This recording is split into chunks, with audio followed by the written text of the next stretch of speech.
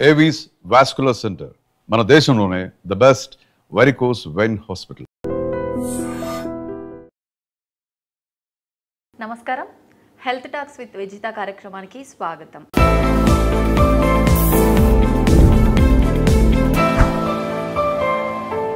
ప్రస్తుతం మనతో పాటు ఉన్నారు సీనియర్ యూరో సర్జన్ మరియు ప్రొఫెసర్, 30 సంవత్సరాల అనుభవం కలిగి ఉన్నవారు. వారెవరో కాదండి, డాక్టర్ జగదీశ్వర్ గారు. ఇప్పుడు సార్తో మాట్లాడి, సాధారణంగా కిడ్నీ సమస్యలు అనగానే చాలా మందిలో రకరకాల సమస్యలు అయితే తలెత్తుతూ ఉంటాయి.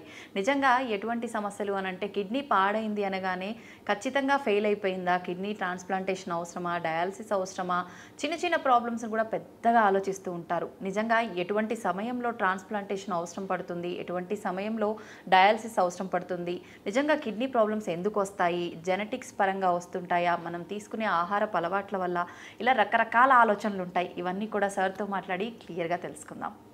నమస్తే సార్. నమస్కారం సార్. ముందుగా యూరాలజీ, నెఫ్రాలజీ, చాలా మందిలో ఈ రెండిటికి మధ్య అసలు తేడా ఏంటి, ఈ డాక్టర్స్ యూరాలజీ వాళ్ళు స్పెసిఫిక్గా ఎటువంటి వాటికి ట్రీట్ చేస్తుంటారు, నెఫ్రాలజీ వాళ్ళు దేనికి ట్రీట్ చేస్తుంటారు అనే ఒక చిన్న డౌట్ అయితే ఉంటుంది సార్. రెండింటి మధ్య తేడా ఏంటి సార్? నెఫ్రాలజీ అంటేను కిడ్నీకి సంబంధించిన మెడికల్ వ్యాధులు మెడిసిన్స్తో ట్రీట్ చేయడం నెఫ్రాలజీకి సంబంధించిన సబ్జెక్టు. ఓకే. యూరాలజీ అంటేను kidney, ureter, bladder and male genital organs, ఈ వీటికి సంబంధించిన శస్త్రచికిత్సపరమైన వ్యాధులను ట్రీట్ చేసేవాళ్ళు ఈరోజు. శస్త్రచికిత్సపరం అంటే ఆపరేషన్లు చేసేవాళ్ళు. Kidney operations, ureter operations, bladder operations, prostate operations, మరియు మేల్ జెనిటల్ ఆర్గాన్స్ అంటే పెనిస్ కానీ టెస్టిస్ కానీ వీటి ఆపరేషన్ చేసేవాళ్ళు యూరాలజిస్టులు. అంటే ఆపరేషన్స్ చేసేవాళ్ళు యూరాలజిస్టులు, సేమ్ ఆర్గాన్స్ పైన మెడికల్గా ట్రీట్ చేసేవాళ్ళు నెఫ్రాలజిస్టులు. ఓకే, ఇది తేడా రెండిటి మధ్య. Something like cardiologist and cardiothoracic surgeon. Cardiologist అంటే వాళ్ళు హార్ట్కి సంబంధించినవి మెడికల్గా మెడిసిన్స్తో ట్రీట్ చేస్తారు. వేరేజ్ కార్డియోథొరాసిక్ సర్జన్స్ ఆపరేషన్స్తో ట్రీట్ చేస్తూ ఉంటారు. ఏవైతే జబ్బులు కానీ వ్యాధులు కానీ ఆపరేషన్స్ అవసరం ఉంటాయో వాటిని ఆపరేషన్స్తో ట్రీట్ చేస్తారు. ఆపరేషన్స్తో ట్రీట్ చేసే వాళ్ళని యూరాలజిస్టులు అంటారు. నాన్ ఆపరేటివ్ మెథడ్స్ ట్రీట్ చేయడం సేమ్ ఆర్గాన్స్ వాళ్ళని నెఫ్రాలజిస్ట్. కిడ్నీకి సంబంధించి డయాలసిస్ చేయడం కానీ మందులు ఇచ్చి ట్రీట్మెంట్ ఇవ్వడం కానీ నెఫ్రాలజిస్ట్ చేస్తారు. అదే కిడ్నీ పైన ఏదైనా స్టోన్ ఉంది అనుకోండి, లేదా క్యాన్సర్ ఉందనుకోండి, లేదా ఏదైనా జన్యుపరంగా కానీ పుట్టుకతో కానీ వచ్చిన కంజెనిటల్ ప్రాబ్లమ్స్ ఉంటే వాటిని ట్రీట్ చేయడం, ఆపరేషన్లతో ట్రీట్ చేయడం యూరాలజిస్ట్ చేస్తారు. యూరాలజిస్ట్ అంటేనే యూరో సర్జన్. అలా. ఓకే సార్, సాధారణంగా మగవారి విషయానికి వస్తే యూరినరీ ప్రాబ్లమ్స్ వాళ్ళకి ఎలాంటి ప్రాబ్లమ్స్ వచ్చే అవకాశం ఎక్కువగా ఉంటుంది? మగవాళ్లకు ఇన్ఫెక్షన్స్ వస్తాయి, బట్ ఆడవాళ్లకు మగవాళ్ళకు ఇద్దరిని కంపేర్ చేస్తే మాత్రం ఆడవాళ్ళకి ఎక్కువగా యూరినరీ ట్రాక్ట్ ఇన్ఫెక్షన్స్ వస్తూ ఉంటాయి. మగవాళ్ళలో వచ్చే కొన్ని స్పెసిఫిక్ జబ్బులు ఏముంటాయంటే ప్రాస్టేట్ గ్లాండ్. ప్రాస్టేట్ గ్లాండ్ 2 రకాల పెరుగుదల ఉంటుంది. ఒకటేమో క్యాన్సర్కి సంబంధించిన పెరుగుదల, ఇంకొకటి బినైన్ ప్రాస్టేటిక్ హైపర్ప్లేసియా అని నాన్ క్యాన్సర్ అంటే క్యాన్సర్ కాకుండా ఉండే పెరుగుదల. అది మనం మామూలుగా ప్రతి పెద్ద వయసు వచ్చిన వాళ్ళకి చూస్తూనే ఉంటాం. దానివల్ల మూత్రం లోపల కష్టాలు వస్తూ ఉంటాయి. మూత్రం తక్కువగా పాస్ చేయడం, మాటికి పాస్ చేయడం, పాస్ చేసిన తర్వాత కూడా ఇంకా మిగిలిపోయి ఉండడం, తర్వాత రాత్రి కూడా నిద్రలో నుండి 4-5 సార్లు లేవడం, ఇలాంటి లక్షణాలతో వాళ్ళు ప్రజెంట్ చేస్తారు. వాటిలో లాంటి వాళ్ళకి మేమేంటంటే ప్రాస్టేట్ను చూసి అది పెరిగి ఉండడం వల్ల వచ్చిన ఈ లక్షణాలు ఉంటాయి కాబట్టి దాని ప్రాస్టేట్ను తీసేస్తాం ఆపరేషన్తో. తీసేయడం వల్ల ఆ లక్షణాలన్నీ తగ్గిపోయేసేసి, ఈ సమస్యలన్నీ తగ్గిపోయేసేసి మళ్ళీ వాళ్ళు మంచిగా సాఫీగా మూత్రం పోయడం జరుగుతూ ఉంటుంది. ఇది ప్రాస్టేట్ ప్రాబ్లం ఒకటి. ఇంకా ఈ టెస్టిక్యులర్ ప్రాబ్లమ్స్. టెస్టికల్ అనేది వృషణాలు అనేవి male genital organs, male specific కాబట్టి ఆ టెస్టిస్లో క్యాన్సర్ రావచ్చు, టెస్టిస్లో స్వెల్లింగ్స్ రావచ్చు, టెస్టిస్ చుట్టూ నీరు కూడా నిండుకుపోవచ్చు. ఇటువంటి లక్షణాలతో మేల్స్ పురుషులు రావచ్చు. వాటికి ఏవేవైతే ఆపరేషన్లు అవసరం ఉన్న సమస్యలు ఉంటాయి, వాటికి ఆపరేషన్లు చేస్తాం. ఇవే కాకుండా పిల్లలు పుట్టకపోవడం అనేది ఇన్ఫెర్టిలిటీ అంటాం, అది కూడాను మేము ట్రీట్మెంట్ ఇస్తూ ఉంటాం. ఆ సమస్య వచ్చేసేసి చాలా కారణాల వల్ల వస్తూ ఉంటుంది. ఆ కారణాలు ఏ కారణం ప్రొడ్యూస్ చేస్తూ ఉంటుందో, కలుగజేస్తూ ఉంటుందో ఇన్ఫెర్టిలిటీని, ఆ కారణం మేము ట్రీట్ చేయడం వల్ల వాళ్ళు మళ్ళీ ఫెర్టిలిటీ వచ్చేసేసి పిల్లలు కనడం కద్దు. ఓకే, లేడీస్లో ఎక్కువగా యూరినరీ ఇన్ఫెక్షన్స్ వచ్చే అవకాశం ఉంటుంది అన్నారు మగవారి కన్నా. ఎలాంటి ఇన్ఫెక్షన్స్? దీనికి కారణం ఏంటంటే మగవాళ్ళ లోపల బ్లాడర్ నుండి బయటకు యూరిన్ పోసే యురేత్రా అనేది చాలా పెద్దగా ఉంటుంది. ఓకే, పెద్దగా ఉండి దాని యొక్క యురేత్రా యొక్క టిప్పు మన యానల్ కెనల్ నుండి పెరీనియం నుండి, అంటే పెరీనియం అంటే కింద ఉండే భాగాన్ని పెరీనియం అంటాం. ఓకే, ఏదైతే ఎక్కడైతే యానల్ కెనల్, ఈ యూరినరీ ఆరిఫిస్, తర్వాత జెనటల్ ఆరిఫిస్ ఇవన్నీ ఉండే ఏరియాను పెరీనియం అంటాం. ఆ పెరీనియంకు ఈ మేల్ ఆరిఫిస్ చాలా దూరంగా ఉంటుంది. యురేత్రా చాలా లాంగ్గా ఉండడం వల్ల, పొడవుగా ఉండడం వల్ల ఇన్ఫెక్షన్స్ పైకి ఎక్కడం తక్కువగా ఉంటుంది. బట్ ఎటొచ్చి ఫీమేల్స్ లోపల మాత్రం ఈ యురేత్రా యొక్క బహిర్గతంగా ఉండే ఆరిఫిసు, యానల్ ఆరిఫిస్ కానీ జెనటల్ ఆరిఫిస్ కానీ పక్కనే ఉంటుంది. పక్కనే ఉండడం వల్ల ఈ అసెండింగ్ ఇన్ఫెక్షన్స్ మోర్ కామన్గా ఉంటాయి. చాలా అరుదుగా కాకుండా చాలా ఫ్రీక్వెంట్గానే వస్తూ ఉంటాయి. అందువల్ల ఫీమేల్స్ లోపల ఈ యూరినరీ ట్రాక్ట్ ఇన్ఫెక్షన్స్ ఎక్కువ రావడం, వాటిపైన జాగ్రత్త తీసుకోవడానికి ముందు నుండి ఫీమేల్స్కి మేము కౌన్సిలింగ్ చేయడం ఇది జరుగుతూ ఉంటుంది. ఓకే, ఇప్పుడు ఈ యూరినరీ ఇన్ఫెక్షన్స్ చాలా వరకు చిన్న చిన్న పిల్లల్లో కూడా చూస్తున్నాం కదా సార్, దీనికి రీజన్ ఏమై ఉంటుందంటారు? ఇదే రీజన్ అంటారు? పిల్లలలో ఏంటంటే కొన్ని మీరు ఇంత క్రితమే మనం మాట్లాడుతూ అనుకున్నాం పుట్టుకతో వచ్చే కొన్ని సమస్యలు ఉంటాయని. పుట్టుకతో కొన్ని సమస్యలు ఉంటూ ఉంటాయి.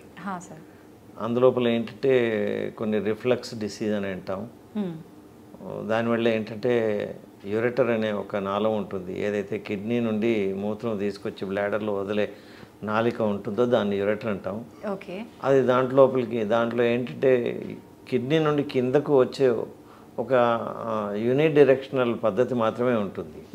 వీళ్ళ లోపల ఈ కంజంటల్ ప్రాబ్లమ్స్ ఉన్న వాళ్ళ లోపల రిఫ్లక్స్ డిసీజ్ అని బ్లాడర్లో ఉన్న యూరిన్ పైకి కిడ్నీకి ఎగదన్నుతూ ఉంటుంది.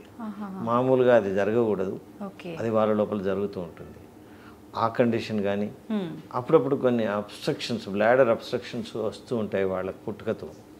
అలా ఉండడం వల్ల కూడా దాన్ని పోస్టీరియర్ వాల్వ్స్ అంటాము. దానివల్ల కానీ, లేదా కొన్ని న్యూరోపతిక్ బ్లాడర్స్ అని పిల్లలలో ఉంటాయి, దానివల్ల కానీ ఇట్లాంటి కంజనిటల్ ప్రాబ్లమ్స్, పుట్టుకతో వచ్చే ప్రాబ్లమ్స్ ఎక్కువగా ఉండడం వల్ల వాటి లోపల ఇన్ఫెక్షన్స్ కూడా ఎక్కువగా ఉంటాయి.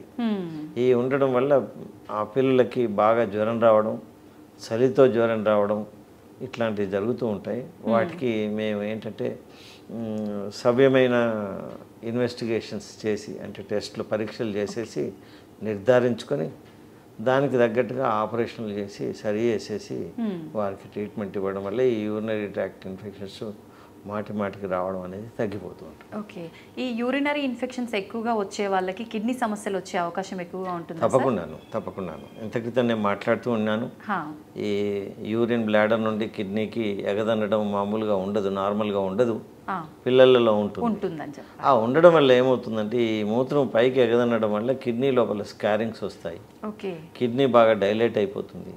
ఇలా ఉండడం వల్ల కిడ్నీ పనితనం కూడా తగ్గిపోయి వాళ్ళు కిడ్నీ ఫెయిల్యూర్తో రావచ్చు, మాటికి యూరినరీ ట్రాక్ట్ ఇన్ఫెక్షన్స్తో రావచ్చు. వచ్చి ఆ కిడ్నీ పనితనం అంతా తగ్గిపోతూ ఉంటుంది, కిడ్నీ అంతా స్కార్ అయిపోతుంది. కిడ్నీ అంతా స్కార్ అయిపోయేసేసి కిడ్నీ పనితనం తగ్గిపోయేసేసి వాళ్ళు కిడ్నీ ఫెయిల్యూర్తో కూడా రావడానికి ఆస్కారం ఉంటుంది. ఓకే, సెక్సువల్ ట్రాన్స్మిటెడ్ ఇంతే కాకుండా వాళ్ళకు రాళ్ళు తయారయ్యే అవకాశం కూడా ఉంటుంది కిడ్నీ లోపల. ఈ ప్రాబ్లం, ఈ సమస్యల వల్ల యూరినరీ ట్రాక్ట్ ఇన్ఫెక్షన్స్ ఎక్కువగా కిడ్నీలో ఉండడం వల్ల రాళ్ళు కూడా తయారయ్యే అవకాశం ఉంటుంది. రాళ్ళు తయారైనప్పుడు ఈ కిడ్నీ డ్యామేజ్ అనేది ఇంకా ఎక్కువగా తొందరగా అవడానికి అవకాశం ఉంటుంది. ఓకే, మనకు ముందుగానే సిమ్టమ్స్ తెలుస్తాయా సార్? ఇలా అంటే మనకు ఆల్రెడీ యూరిన్ ఇన్ఫెక్షన్ ఉంది, కిడ్నీలో స్టోన్స్ రెడీ అవ్వడానికి ముందు అలా సిమ్టమ్ ఏమన్నా తెలుస్తుందా సార్? కిడ్నీలో స్టోన్స్ ఉన్నప్పుడు అప్పుడప్పుడు చిన్నగా స్టోన్స్ కిడ్నీలో మూలలలో కూర్చొని ఉన్నప్పుడు ఎక్కువగా సిమ్టమ్స్ ఉండకపోవచ్చు. కానీ ఆ రాయి కొంచెం పెద్దగా తయారైతే ఈ పక్క లోపల ఓకే. పక్క లోపల నొప్పి వస్తూ ఉంటుంది. ఆ సేమ్ స్టోన్ మళ్ళీ అది కిడ్నీ నుండి కిందకి మూత్రనాళిక అంటాం, యురెటర్ అంటాం. ఆ యురెటర్లో ఒకవేళ పడిపోతే మాత్రం అక్కడ చాలా నొప్పి కలిగేస్తూ ఉంటుంది. అది ఓకే. ఆ నొప్పి చాలా తీవ్రంగా ఉండి భరించలేకుండా ఉంటుంది. దాన్ని యురెటరిక్ కోలిక్ అంటాం. సో అలా యురెటరిక్ కోలిక్ వచ్చినప్పుడు ఈ నడుము నుండి కింద జననేంద్రియాల వరకు తీవ్రమైన భరించలేని నొప్పి, అంటే పురిటి నొప్పులు ఎట్లా ఉంటాయో అదే రకమైన నొప్పి ఇక్కడ వస్తూ ఉంటుంది. వచ్చినప్పుడు అది మనం చాలా ప్రస్ఫుటంగా కనబడుతూ ఉంటుంది. దానికి తగ్గట్టుగా మనం యూరిన్ టెస్టు, అల్ట్రాసౌండ్ టెస్టు, ఇంకా కొన్ని సిటీ స్కాన్స్ ఇవి చేసేసేసి దాన్ని ట్రీట్మెంట్ చేయడం జరుగుతూ ఉంటుంది. తర్వాత బ్లాడర్లో రాయి వచ్చి బ్లాడర్లో పడిపోయినప్పుడు, బ్లాడర్లో రాయి ఉన్నప్పుడు మూత్రం బాగా మంటగా రావడం, మాటికి రావడం, అప్పుడప్పుడు మూత్రం రాకుండా ఆగిపోవడం, దాన్నే రిటెన్షన్ ఆఫ్ యూరిన్ అంటాం. ఇట్లాంటివి కూడా జరుగుతూ ఉంటుంది. సో రాళ్ళు అనేవి ఈ పద్ధతిలో వాటి ప్రజెంటేషన్ ఉంటూ ఉంటుంది. ఓకే సార్, కొంతమందిలో అప్పుడే యూరిన్కి వెళ్ళొచ్చినా మళ్ళీ యూరిన్ వచ్చినట్టుగానే ఫీలింగ్ ఉంటుంది. అది ఎటువంటి సందర్భాల్లో ఉంటుందంటారు? యూరిన్ వెళ్ళొచ్చిన తర్వాత కూడా యూరిన్ ఇంకా మిగిలిపోవడం, అది యూరిన్ ఎప్పుడైతే మిగిలిపోతుందో అటువంటి లక్షణం ఉంటూ ఉంటుంది. మిగిలిపోవడం అనేది ఎప్పుడు జరుగుతూ ఉంటుందంటే, ఒకటి ఈ మూత్రం సంచి బయట ద్వారం ఉంటుంది. ఆ ద్వారం నేరో అయినప్పుడు, లేదా ఆ ద్వారం చుట్టూ ప్రాస్టేట్ లాంటి, మగవాళ్ళలో అయితే ప్రాస్టేట్ లాంటి గ్రంథి పెరగడం, లేదా ఒకటి యురేత్రా అని మూత్రనాళం ఉంటుంది. ఆ మూత్రనాళంలో స్ట్రిక్చర్ అనేది డెవలప్ అవ్వడం వల్ల, అంటే ఈ బ్లాడర్ నుండి బయటకు వచ్చే దారి మూసుకుపోవడాన్ని, దాన్ని మేము బ్లాడర్ అవుట్లెట్ అబ్స్ట్రక్షన్ అంటాం. ఈ బ్లాడర్ అవుట్లెట్ అబ్స్ట్రక్షన్ అనేది వేరియస్ డిసీజెస్, నేను ఇప్పుడు చెప్పినట్టుగా అది ప్రాస్టేట్ వల్ల కావచ్చు, స్ట్రిక్చర్ వల్ల కావచ్చు, లేదా స్టోన్ వల్ల కూడా కావచ్చు. ఇట్లా అయినప్పుడు మూత్రం మొత్తం పాస్ అవ్వకుండా లోపల మిగిలిపోతూ ఉంటుంది. ఎప్పుడైతే యూరిన్ లోపల మిగిలిపోతూ ఉంటుందో అప్పుడు కొంతసేపట్లో మళ్ళీ నిండుకున్నట్టుగా ఫీలింగ్ వచ్చేసేసి మళ్ళీ పోవడానికి వెళ్తారు. వెళ్ళినప్పుడు అప్పుడు కూడాను మొత్తం పాస్ చేయలేకపోతారు, మిగిలిపోతూ ఉంటుంది. మళ్ళీ తొందరలోనే మళ్ళీ సెన్సేషన్ వస్తూ ఉంటుంది. మామూలుగా ఏంటంటే యూరినరీ బ్లాడర్ లోపల కొంత యూరిన్ అక్యుములేట్ అవ్వగానే ఆ యూరినరీ బ్లాడర్ యొక్క లక్షణం ఏంటంటే, మీకు యూరిన్ నిండిపోయింది, పాస్ చేయండి అని మెదడు నుంచి సంకేతాలు ఇస్తూ ఉంటుంది. యూరినరీ బ్లాడర్ నుండి సంకేతం మెదడుకు వెళ్తుంది, మెదడు నుండి మళ్ళీ ఆ ఫీలింగ్ వస్తూ ఉంటుంది, యూరిన్ నిండుకుంది, పాస్ చేయండి అని, whether it is male or female అని. సో యూరిన్ ఎప్పుడైతే మొత్తం పాస్ చేయకుండా లోపల మిగిలిపోతుందో మళ్ళీ ఆ సెన్సేషన్ ఇచ్చే వాల్యూమ్ తొందరగానే తయారవుతూ ఉంటుంది. ఎందుకంటే ఆల్రెడీ కొంత ఉండిపోయింది కాబట్టి మళ్ళీ తొందరగా వస్తూ ఉంటుంది. అలాంటి సెన్సేషన్ రాగానే మళ్ళీ పాస్ చేస్తారు. అన్ఫార్చునేట్లీ అబ్స్ట్రక్షన్ ఉండడం వల్ల మొత్తం పాస్ చేయలేకపోతారు, అలాగే మిగిలిపోతూ ఉంటుంది. సో ఇలా ఈ యూరినరీ ట్రాక్ట్ అబ్స్ట్రక్షన్స్ ఉన్నప్పుడు, లేదా ఇంకొకసారి ఏంటంటే అప్పుడప్పుడు ఈ న్యూరోపతిక్ బ్లాడర్స్ అని అంటాం. న్యూరోపతిక్ బ్లాడర్స్ లోపల సెన్సేషన్స్ ఉండి కూడా కొన్ని న్యూరోపతిక్ బ్లాడర్స్ ఉంటాయి. వాళ్ళ లోపల బాగా మజిల్ ఏదైతే కాంట్రాక్ట్ అయ్యి యూరిన్ బయటకు పంపుతుందో అది సరిగ్గా కాంట్రాక్ట్ అవ్వకపోవడం వల్ల యూరిన్ మిగిలిపోతూ ఉంటుంది. వాళ్ళ లోపల కూడా ఆ సెన్సేషన్ వస్తూ ఉంటుంది. దీనికి ట్రీట్మెంట్ ఏ రకంగా ఉంటుంది సార్? ఏదైతే బ్లాడర్ అవుట్లెట్ అబ్స్ట్రక్షన్స్ ఉంటాయో ఆ అబ్స్ట్రక్షన్ తీసేస్తాం. ప్రాస్టేట్ వల్ల వస్తే ప్రాస్టేట్కు ఆపరేషన్ చేసి తీసేస్తాం. తర్వాత స్టోన్ వల్ల అయితే స్టోన్ను తీయడం వల్ల అది ట్రీట్ అవుతుంది. స్ట్రిక్చర్ అని ఉంటుంది, స్ట్రిక్చర్ వల్ల అయితే ఆ స్ట్రిక్చర్ను డైలేట్ చేయడం కానీ కట్ చేయడం కానీ దానికి వేరియస్ నానా రకాల ట్రీట్మెంట్స్ ఉన్నాయి, ఆపరేషన్ ట్రీట్మెంట్స్. అవి చేయడం వల్ల అది కూడా సరి అవుతుంది. ఇలా సరి చేయడం వల్ల మళ్ళీ ఆ సెన్సేషన్ తగ్గిపోయేసేసి వాళ్ళు మూత్రం మొత్తం సాఫీగా పాస్ చేయడం, ఆ ఫీలింగ్ లేకుండా ఉండడం జరుగుతూ ఉంటుంది. సార్, మామూలుగా ఇది ఎక్కువగా ఏజ్డ్ వాళ్ళలో చూస్తుంటాము. యూరిన్ మధ్యలో వాళ్ళు వెళ్ళేదాకా కూడా ఆగకుండా పడిపోతుంది అనేది, కానీ కొన్నిసార్లు నార్మల్ పీపుల్లో కూడా ఇలా జరుగుతుందని చెప్తుంటారు. ఇది ఎందుకని జరుగుతుందంటే? అది రెండు రకాలుగా ఉంటుంది పడిపోవడం, మూత్రం పడిపోవడం అనేది. మూత్రం పడిపోవడం ఒకటేంటంటే మూత్రం సంచికి అబ్స్ట్రక్షన్ ఉండి మూత్రం బాగా మొత్తం నిండుకుపోవడం మూత్రం సంచి. అలా మొత్తం నిండుకున్న తర్వాత ఇంకా ఆ నిండుకున్న దాని తర్వాత ఏదైతే కుండ బాగా నిండుకున్న తర్వాత పొర్లిపోతూ ఉంటుందో నీళ్ళు అలాగ పొర్లిపోతూ ఉంటుంది కిందకి. దాన్ని ఓవర్ఫ్లో ఇన్కాంటినెన్స్ అంట. ఓకే. అది బాగా డిస్టెండ్ అయిపోయేసేసి కిందకి అవుతుంది. ఇంకొక రకం ఏంటంటే అది మూత్రం సంచి నుండి వేరే రంధ్రం పడేసేసి, ఇప్పుడు ఫీమేల్స్ లోపల కొందరికి ఏమవుతుందంటే మూత్రం సంచి నుండి వెజైనాకి రంధ్రం పడిపోతూ ఉంటుంది. ఓకే. అది డిసీజెస్ వల్ల కావచ్చు, లేదా అప్పుడప్పుడు ఆపరేషన్లలో యాట్రోజెనిక్ అంటే ఆపరేషన్లలో కొంత సమస్యలు వచ్చేసేసేసి ఈ మూత్రం సంచి నుండి వెజైనాకి కమ్యూనికేషన్ డెవలప్ అవుతూ ఉంటుంది. దాన్ని ఫిస్టులా అంటాం. ఇక్కడ ఇది మూత్రం సంచి.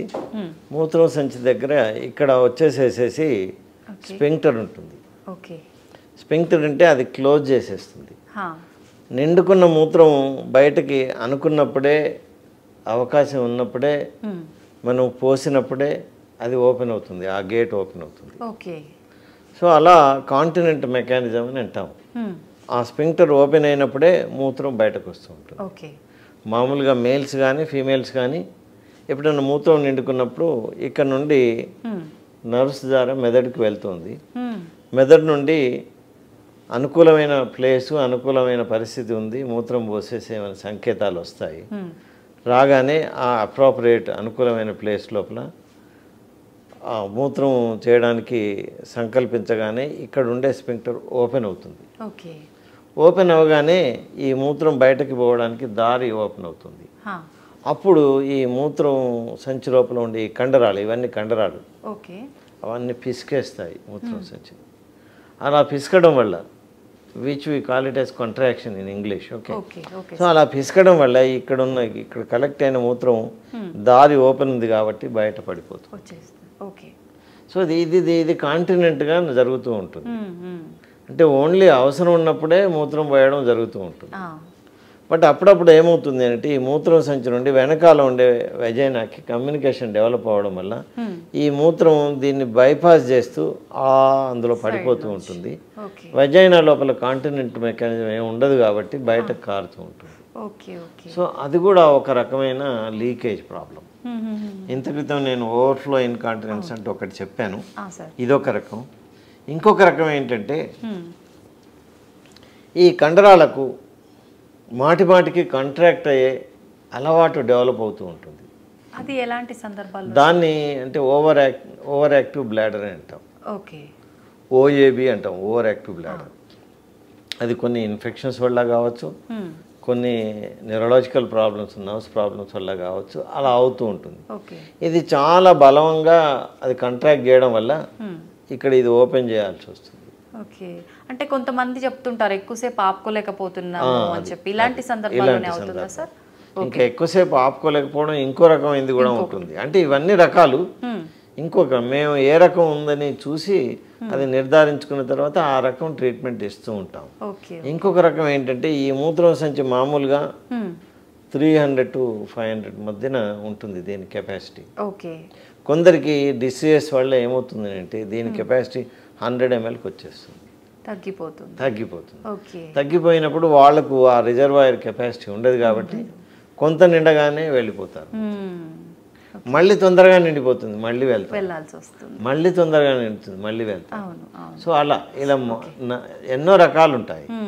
ఏ రకమైనదని మేము నిర్ధారించుకుంటాం. ఒకటి పేషెంట్తో మాట్లాడి వాళ్ళ యొక్క ఈ రోగ లక్షణాలను మేము అనలైజ్ చేయడం ఒకటి. రెండవది దానికి అప్రాపరియేట్గా ఇన్వెస్టిగేషన్స్ చేసేసి ఇన్వెస్టిగేషన్స్ లోపల నిర్ధారణ చేసుకోవడం ఇంకొకటి. ఇలా చేసుకున్న తర్వాత ఇది ఏ రకమైన కండిషన్ అని తెలుసుకొని దానికి తగ్గట్టుగా మేము ఆపరేషన్ చేస్తాం. ఓకే సార్, చాలామంది యూరిన్ పాస్ చేసేటప్పుడు మంట, నొప్పి బాగా ఉంటుంది అని అంటుంటారు. ఎటువంటి అంటే బయటికి సిమ్టమ్స్ అలా ఏమి ఉండదు, హెల్త్ కరెక్ట్గానే ఉంటుంది, నార్మల్గా కూడా ఇలా మండుతోంది యూరిన్కి వెళ్ళినప్పుడు అని చెప్తూ ఉంటారు. అది ఎలాంటి సందర్భం? అది యూరినరీ ట్రాక్ట్ ఇన్ఫెక్షన్స్ ఉండడం వల్ల, ఇన్ఫెక్షన్స్ ఉన్నప్పుడు సివియర్ యూరినరీ బ్లాడర్ కాంట్రాక్షన్స్, మూత్రకోశం అంటాము, మూత్రకోశం యొక్క కండరాలు ఏవైతే ఉందో అది తీవ్రంగా కంట్రాక్ట్ అవ్వడం, ఓకే లేదా పెయిన్ ఫైబర్స్ స్టిమ్యులేట్ అవ్వడం ఇవి జరుగుతూ ఉంటాయి. ఇవి మామూలుగా ఎక్కువగా యూరినరీ ట్రాక్ట్ ఇన్ఫెక్షన్స్లలో జరుగుతూ ఉంటాయి. ఓకే తర్వాత ఇంటర్స్టిషియల్ సిస్టైటిస్ అనే ఒక కండిషన్ ఉంది. అది అక్కడ ఇన్ఫెక్షన్ ఉండదు కానీ ఇన్ఫెక్షన్స్కి ఉండే సిమ్టమ్స్ అన్నీ అక్కడ ఉంటాయి. అటువంటి కండిషన్స్ లోపల కూడాను తీవ్రమైన నొప్పితో కూడిన యూరినేషను జరుగుతూ ఉంటుంది. దానికి ఆయా డిసీజెస్ను మనం డయాగ్నోజ్ చేసేసి వాళ్ళకు ఉండే లక్షణాలను బట్టి తర్వాత వాళ్ళకు కొన్ని ఇన్వెస్టిగేషన్ చేసి ఆ యొక్క పర్టికులర్ డిసీజ్ను మేము డయాగ్నోజ్ చేసిన తర్వాత దాన్ని ట్రీట్ చేయడం వల్ల ఇవి తగ్గిపోతాయి. ఓకే సార్, చాలామంది చెప్తూ ఉంటారు ఎక్కువసేపు యూరిన్ పాస్ చేయకుండా ఆపేయటం వల్ల మనకు కిడ్నీలో స్టోన్స్ వచ్చే అవకాశం ఉంది అని చెప్పి, అది నిజమేనా సార్? అవును, అంటే నేను ఇప్పుడు ఇంతకుముందు చెప్తున్నట్టుగా మనం దీన్ని ఒక ఈ పారుతున్న డ్రైనేజ్ మాదిరిగా ఓపెన్ డ్రైనేజ్ సిస్టంలో పారుతున్న డ్రైనేజ్ మాదిరిగా మనం ఉదాహరించుకోవచ్చు. పారుతున్నంత కాలం సమస్యలే ఉండవు. పారడం ఆగిపోయి ఎక్కడైతే స్టేసిస్ ఉంటుందో stasis is going to invite the problems. Okay stasis ఉన్నప్పుడు ఓపెన్ డ్రైనేజ్ సిస్టంలో ఎలాగైతే దోమలు ఈగలు ముసురుతూ ఉంటాయో అట్లాగే ఇక్కడ కూడాను వెన్నెవర్ స్టాటిక్ యూరిన్ ఉంటేను అక్కడ ఇన్ఫెక్షన్ రావడం కద్దు. ఇన్ఫెక్షన్ ఉండి స్టాటిక్ యూరిన్ ఉన్న దగ్గర స్టోన్స్ ఉండడం కద్దు.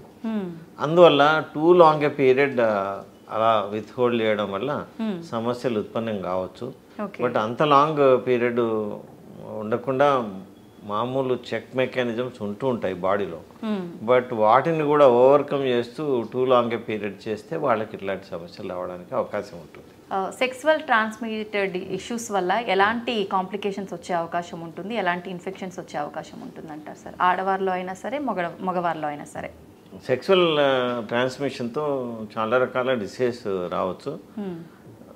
కొన్ని యూరినరీ ట్రాక్ట్ ఇన్ఫెక్షన్స్ కూడా రావచ్చు. ఓకే అప్పుడప్పుడు ఏంటంటే over active and prolong sex ఉండడం వల్ల సెక్సువల్ ట్రాన్స్మిటెడ్ ఇన్ఫెక్షన్స్ వస్తూ ఉంటాయి.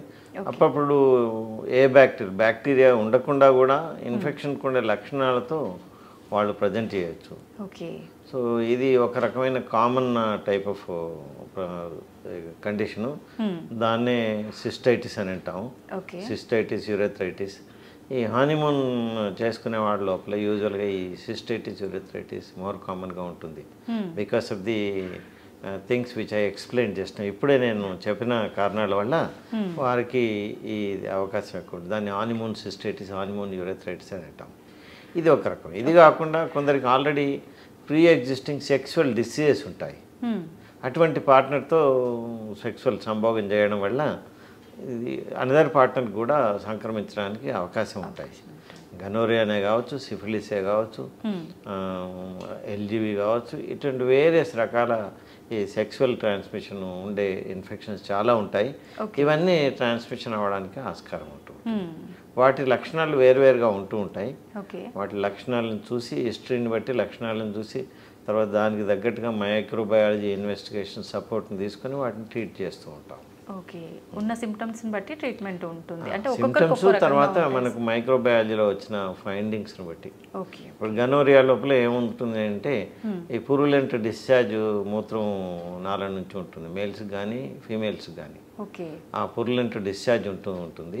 ఉన్నప్పుడు మేము enquire whether any unnatural sex was there in the sense same regular partner కాకుండా out of the regular partner ఏమైనా సెక్స్ చేశారా అని అడుగుతాం.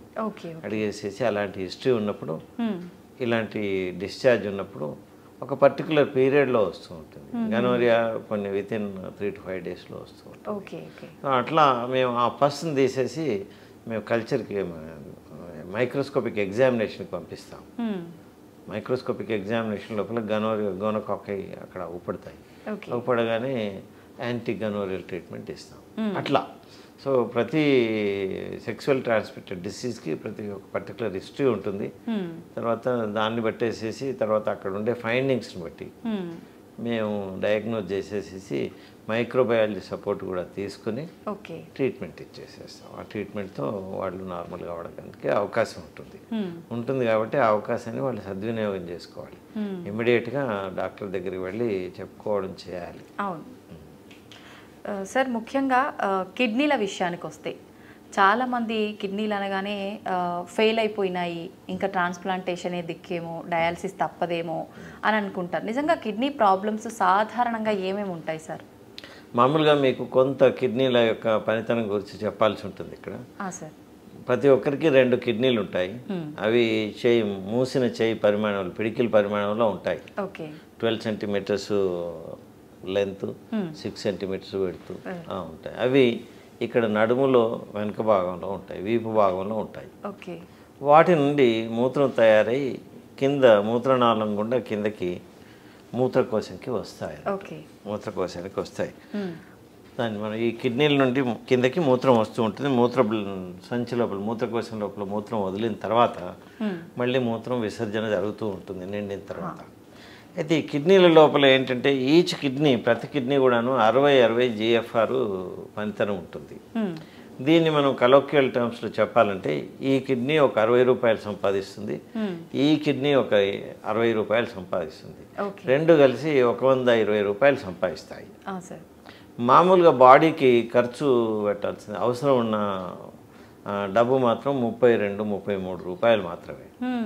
ఈ 32 నుండి ఆ పైన ఉండే 120 మధ్యలో ఉండేది రిజర్వ్. ఓకే. మనకు ఇంట్లో మనకు రొటీన్గా ఖర్చు కావాల్సిన మనీ కన్నా ఎక్కువ మనీ మనం అలమారులో రిజర్వ్ పెట్టుకున్నట్టుగా అది రిజర్వ్ పెట్టుకుంటాయి 2 కిడ్నీలు కలిసి. ఎప్పుడైతే కిడ్నీల పనితనం తగ్గిపోయేసేసి ఈ 32-33 రూపాయల కన్నా కిందకి పడిపోతే మాత్రం 2 కిడ్నీలు అది కలిపి పడిపోయినప్పుడు అప్పుడు మామూలు ఈ సీరం క్రియాటిన్ అనేది పెరుగుతూ ఉంటుంది. ఓకే. మనం తిన్న పదార్థాలలో ప్రోటీన్స్ లోపల ఉండే కొన్ని పదార్థాలు, అమైనో యాసిడ్స్, ఇవన్నీ బాగా జీర్ణమైపోయేసేసి టాక్సిక్ ప్రొడక్ట్స్గా మారుతాయి. ఓకే. ఈ టాక్సిక్ విష పదార్థాలు వీటిని ఏమంటే ఒకటి యూరియా, క్రియాటినిన్, అమోనియా, ఇవి టాక్సిక్ పదార్థాలు. ఓకే. ఈ టాక్సిక్ పదార్థాలన్నీ బ్లడ్లో మూవ్ అవుతుంటాయి, సర్క్యులేట్ అవుతుంది, ప్రవహిస్తూ ఉంటాయి. కిడ్నీ ఏం చేస్తుందంటే వీటిని అలా తీసేసుకొని కింద మూత్రంలో పడేస్తూ ఉంటుంది. కంటిన్యూస్గా ఈ పని చేస్తూనే ఉంటుంది. ఇలా తీసుకుంటుంది, అలా పడేస్తూ ఉంటుంది.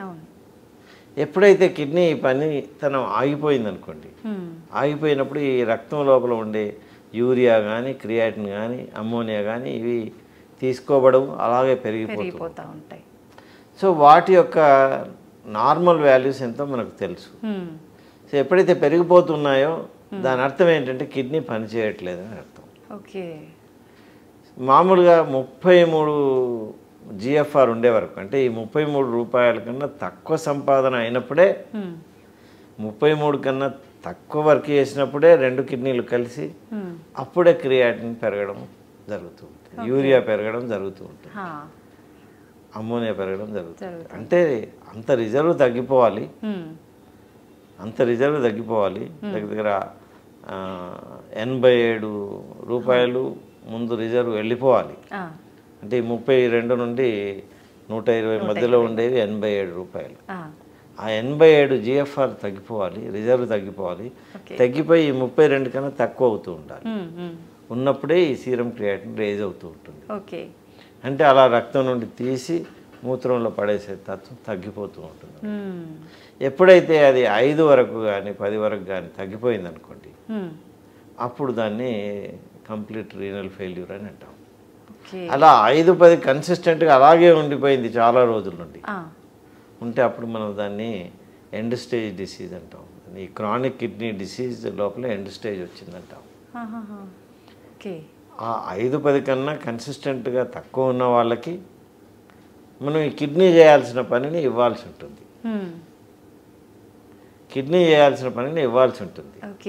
దాన్ని మేము రీనల్ రీప్లేస్మెంట్ థెరపీ అంటాం. ఏం చేస్తారు సార్? అప్పుడు రీనల్ రీప్లేస్మెంట్ థెరపీ లోపల పెరిటోనియల్ డయాలిసిస్ అని ఒకటి ఉంటుంది, అది చేస్తాం. హీమోడయాలిసిస్ అని ఉంటుంది, అంటే బ్లడ్ని తీసుకుని శుద్ధి చేసి మళ్ళీ బాడీ లోపలికి ఎక్కించడం, దాన్ని ఆర్టిఫిషియల్గా చేస్తాం. సో పెరిటోనియంలో ట్యూబ్స్ పెట్టేసేసి పెరిటోనియం లోపలికి ఫ్లూయిడ్ పంపి అది మొత్తం బాడీలో ఉన్న విష పదార్థాలను తీసుకున్న తర్వాత మళ్ళీ బయటకి అవుట్లెట్ ఎగ్జిట్ చేస్తాం. అది కలెక్ట్ చేస్తాం. అట్లా ఈ పెరిటోనియంలో చేసేదాన్ని పెరిటోనియల్ డయాలిసిస్ అంటాం. ఓకే. ఈ బ్లడ్ని తీసుకుని రక్తనాళాల నుండి చెడిపోయిన రక్తాన్ని తీసుకొని శుద్ధి చేసి మళ్ళీ ఎక్కించడాన్ని హీమోడయాలిసిస్ అంటాం. ఇంకొక రకమైన రీనల్ రీప్లేస్మెంట్ థెరపీ ఉంది. దాంట్లో ఒక వేరే డోనర్ నుండి కిడ్నీ తీసుకొచ్చి బాడీలో పెడతాం. ట్రాన్స్ప్లాంట్, దాన్ని రీనల్ ట్రాన్స్ప్లాంటేషన్ అంటాం. ఓకే. అలా రీనల్ ట్రాన్స్ప్లాంటేషన్ చేసినప్పుడు కూడా దాన్ని కూడా అది another type of renal replacement therapy. అది semi permanent therapy for renal failure. అందుకొరకే రీనల్ ఫెయిల్యూర్ వచ్చే వాళ్ళకి ఏం చేస్తూ ఉంటాం, మీరు విన్నట్టుగా బయట పెరిటోనియల్ డయాలిసిస్ చేస్తాం, లేదా హీమోడయాలిసిస్ చేస్తాం, లేదా కిడ్నీ ట్రాన్స్ప్లాంట్ చేస్తాం. ఈ 3 చెప్పారు కదా సార్, ఏదేది ఎటువంటి కండిషన్లో అవసరం పడుతుంది? అందరికీ డయాలిసిస్ అవసరం పడుతూ ఉంటుంది. అందరికీ డయాలిసిస్ అవసరం ఉన్న వాళ్ళకి ఫిట్నెస్ ఉందా లేదా అని చూస్తాం. ఓకే. పేషెంట్ ఫిట్గా ఉంటే ఫిట్గా ఉన్న ప్రతి పేషెంట్కి కిడ్నీ ట్రాన్స్ప్లాంట్ వెళ్ళమని చెప్తాం. ఓకే. అంటే ప్రతి ఒక్కరికి హీమోడయాలిసిస్ కానీ పెరిటోనియల్ డయాలిసిస్ కానీ చేస్తాం రెగ్యులర్గా. అంటే ఎవరికి ఏది చేస్తాం అనేది కొంచెం డీటెయిల్గా వెళ్ళాల్సి వస్తూ ఉంటుంది. ఎవరికైతే హీమోడయాలిసిస్ కుదరదో ఈ రక్తనాళాలది మనకు ఏదైతే యాక్సెస్ ప్రాబ్లమ్స్లోకి వెళ్తుందో అప్పుడు పెరిటోనియల్ డయాలిసిస్ చేస్తాం. లేదా కొందరు ఇంటి దగ్గరే ఉండి చేయించుకుంటామని అంటే there is one method called, ఒక పద్ధతి ఉంది, దాన్ని ఏమంటామంటే కంటిన్యూస్ అంబులేటరీ పెరిటోనియల్ డయాలిసిస్ అంటే CAPD అంటాం. అది ఇంటి దగ్గర చేసుకోవచ్చు, ఎవరికి వాళ్ళు. అంటే మనం నేర్పిస్తాం, వాళ్ళకి ట్రైనింగ్ ఇస్తాం పేషెంట్కి. పెరిటోనియం లోపల ఒక క్యాథెటర్ పెట్టేసేసి అది సెమీ పర్మనెంట్ క్యాథెటర్ పెడతాం. పెట్టేసేసి ఒక టెక్నీషియన్ పంపి పేషెంట్కి అంతా నేర్పిస్తాం. నేర్పించేసేసి ఎంత ఫ్లూయిడ్ పెరిటోనియంలోకి పంపాలి, అది ఎంతకాలం తర్వాత బయటకి డ్రైన్ చేయాలి అని అన్నీ నేర్పిస్తాము. అది స్టెరైల్ పద్ధతిలో ఎలా హ్యాండిల్ చేయాలి దాన్ని అన్నది కూడా నేర్పిస్తాం. చేయడం వల్ల పేషెంట్ ఇంటి దగ్గర ఉండి తను చేసుకోవడం కుదురుతుంది. కొంత అవసరం ఉన్నప్పుడు మేము టెక్నీషియన్స్ పంపించి ఆ టెక్నీషియన్స్ కలిసి చేయిస్తూ ఉంటాం.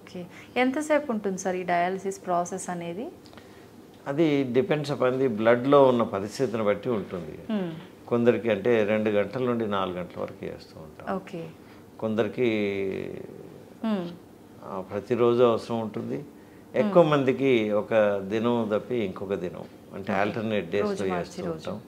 ఇంకా కొందరికి ఎవ్రీ 3rd డే కానీ ఎవ్రీ 4th డే కానీ రిక్వైర్మెంట్ బట్టి మేము అది తయారు చేస్తాము. ఆ ఇంటర్వెల్ ఆ రిక్వైర్మెంట్ అనేది చూడడానికి యూజువల్గా నెఫ్రాలజిస్ట్ చేస్తారు. బ్లడ్లో ఉండే పారామీటర్స్, వారి పేషెంట్లో ఉండే లక్షణాలను బట్టి, పేషెంట్ చాలా ఉబ్బిపోయి ఉన్నారు, లేదా పేషెంట్కి ఏంటంటే లోపల పొటాషియం చాలా పెరిగిపోయింది, క్రియాటినిన్ చాలా పెరిగిపోయింది, తర్వాత యాసిడోసిస్ కూడా చాలా ఉంది, ఇటువంటి లక్షణాలన్నీ మేమంటే కొన్ని పారామీటర్స్ ఉంటాయి. ఆ పారామీటర్స్కి ఉండే తీవ్రతను బట్టి duration of the dialysis decide చేస్తాం. తర్వాత ఇంటర్వెల్ బిట్వీన్ ది డయాలిసిస్ కూడా నిర్ణయం చేస్తాం. ఓకే సార్, ముఖ్యంగా ఇప్పుడు ట్రాన్స్ప్లాంట్ అన్నారు కాబట్టి ఎలా ఉంటుంది సార్ ఈ ప్రాసెస్ అంతా? మేము విన్నంత వరకు చాలా వరకు రిజెక్ట్ అవుతూ ఉంటుంది, మ్యాచ్ అవ్వదు, చాలా రకాల ఇబ్బందులు ఉంటాయి ట్రాన్స్ప్లాంట్ అనగానే అని చెప్తుంటారు కదా సార్, ఇదంతా నిజమేనా? ఇప్పుడు there are many types of transplantations. ఒకటేమో లైవ్ ట్రాన్స్ప్లాంటేషన్ అంటాం. లైవ్ ట్రాన్స్ప్లాంటేషన్ లోపల లా ప్రకారం ఓన్లీ లైవ్ రిలేటెడ్ పీపుల్ నుండే తీసుకోవాలి. ఈ ట్రాన్స్ప్లాంటేషన్కు సంబంధించి రిలేటెడ్ అంటే సహోదరులు, సిబ్లింగ్స్, తల్లిదండ్రులు, parents, or offsprings, children. అంటే ఒక 55 years అతనికి రీనల్ ఫెయిల్యూర్ వచ్చింది, ఆయన చైల్డ్ 30 years ఉన్నారనుకోండి, 30 years child can give. So children also can give. తల్లిదండ్రులు, చిల్డ్రన్, సహోదరులు, siblings, that we call it in English as offsprings, parents, offsprings, parents and siblings. ఇది కాకుండా దో స్పౌజ్ జెనెటికల్లీ అన్రిలేటెడ్ ఉన్నప్పటికీ emotionally very close కాబట్టి లా ప్రకారం spouse కూడాను ఇవ్వచ్చు. వీరు కాకుండా వేరే వాళ్ళందరూ మాత్రం అన్రిలేటెడ్ కేటగిరీ కింద పెట్టడం జరుగుతూ ఉంటుంది. మేనమామలు కావచ్చు, చిన్నమ్మలు కావచ్చు, వీళ్ళందరూ. ఈ మధ్యన ఇండియన్ గవర్నమెంట్ తాత కానీ అమ్మమ్మ కానీ నాయనమ్మని కానీ గ్రాండ్ పేరెంట్స్ని రిలేటెడ్ కింద ఇంక్లూడ్ చేసేసారు. ఓకే. కాబట్టి ఈ కేటగిరీ, ఈ 5 కేటగిరీ వాళ్ళ నుంచి మనం కిడ్నీ తీసుకొని పెట్టినప్పుడు అప్పుడు గవర్నమెంట్ యొక్క నేరుగా అప్పటిదప్పుడే పర్మిషన్ అవసరం లేదు. వాళ్ళు ముందే ఇచ్చుంటారు, వీళ్ళ కొరకు మీరు చేయండి అని. ఆ ఇన్స్టిట్యూషన్కి పర్మిషన్ ఇచ్చినప్పుడే ఇవి ఇస్తారు. వీళ్ళు కాకుండా వేరే వాళ్ళ నుండి తీసుకుంటే మాత్రం అప్పుడు గవర్నమెంట్కి అప్లై చేయాల్సి ఉంటుంది. గవర్నమెంట్ ఒక కమిటీ ఫామ్ చేసేసి కమిటీ నుండి వాళ్ళు అందులో ఉండే నిజాలు ఎంత, ఆ పేరు వీళ్ళ లోపల ఇవ్వలేని వాళ్ళు ఎంత, ఇచ్చేవాళ్ళు ఎంత, ఇవన్నీ చూసి వాళ్ళు గవర్నమెంట్ డిసైడ్ చేసి చెప్తుంది మీరు చేయొచ్చు అని పర్మిషన్ ఇస్తుంది. చేయరాకపోతే చేయలేరు అని పర్మిషన్ ఇస్తుంది. ప్రజెంట్ చేయడం, గవర్నమెంట్ ప్రజెంట్ చేయడం ఒకటే మన బాధ్యత. తర్వాత గవర్నమెంట్ నిర్ణయం ప్రకారం మనం నడుచుకోవాల్సి ఉంటుంది. లా ప్రకారమే వెళ్ళాల్సి ఉంటుంది. ఇదంతా హాస్పిటల్లోనే దీన్నంతా లైవ్ రిలేటెడ్ ట్రాన్స్ప్లాంటేషన్ ప్రోగ్రామ్ అంటాం. ఇందులోపల ఏంటంటే ఈ లైవ్ రిలేటెడ్ ట్రాన్స్ప్లాంట్ ప్రోగ్రామ్ లోపల జెనెటికల్లీ రిలేటెడ్ వాళ్ళవి తీసుకున్నప్పుడు ఈ రిజెక్షన్స్ అనేవి తక్కువగా ఉంటాయి. తక్కువగా ఉంటాయి.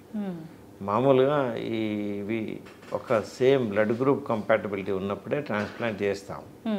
బ్లడ్ గ్రూప్ కంపాటబిలిటీ అంటే ఏ ఉన్నవాళ్ళు ఏకి ఇవ్వచ్చు, ఓ ఉన్నవాళ్ళు ఓకి ఇవ్వచ్చు, బి ఉన్నవాళ్ళు బికి ఇవ్వచ్చు, బి ఉన్నవాళ్ళు ఏబికి ఇవ్వచ్చు, ఏ ఉన్నవాళ్ళు ఏబికి ఇవ్వచ్చు. అర్థమైంది సార్. ఓ ఉన్న వాళ్ళు మాత్రం ఓ వాళ్ళకి ఇవ్వడం జరుగుతుంది. ఓ రెసిపెంట్ ఉంటే ఓ వాళ్ళ దగ్గర నుండే తీసుకోవాలి. అయితే ఈ మధ్యన ఏంటంటే బ్లడ్ గ్రూప్ ఇన్కంపాటబుల్ ట్రాన్స్ప్లాంట్స్ అని చేయడం జరుగుతూ ఉంటుంది. దానికి ఏంటంటే పేషెంట్ బాగా ప్రిపేర్ చేయాల్సి ఉంటుంది. ఇది కూడాను మన లైవ్ రిలేటెడే చేయాల్సి ఉంటుంది. Siblings, of springs, parents, spouse, grand parents వీళ్ళ నుంచే చేయాల్సి ఉంటుంది. వాళ్ళ లోపల ఈ బ్లడ్ గ్రూప్ ఇన్కంపాటబుల్ ఉంటే మనం కంపల్సరీగా చేయాల్సిన అవసరం వస్తే అప్పుడు ప్లాస్మా ఫెరసిస్ అని ఒకటి ప్రొసీజర్ ఉంటుంది. ఒక 6 నుండి 8 సార్లు ఈ ప్లాస్మా ఫెరసిస్ చేసి వాళ్ళ లోపల ఉండే యాంటీబాడీస్, ఇన్కంపాటబుల్ యాంటీబాడీస్ ఉంటే వాటిని తీసేసి అప్పుడు ట్రాన్స్ప్లాంటేషన్ చేయడం జరుగుతూ ఉంటుంది. ఇది రీసెంట్గా వచ్చింది ఇక్కడ మా దగ్గర రీసెంట్గా చేసాము మేము. ఏబిఓ ఇన్కంపాటబుల్ ట్రాన్స్ప్లాంటేషన్ చేసాం. చక్కగా ఉన్నాడు. ట్రాన్స్ప్లాంట్ అతికించే పద్ధతి సేమ్ ఉంటుంది. Surgical procedure will be the same for very ABO incompatible అయినా ఏబిఓ కంపాటబుల్. బట్ ముందు తయారు చేసే పద్ధతి మాత్రం వేరుంటుంది.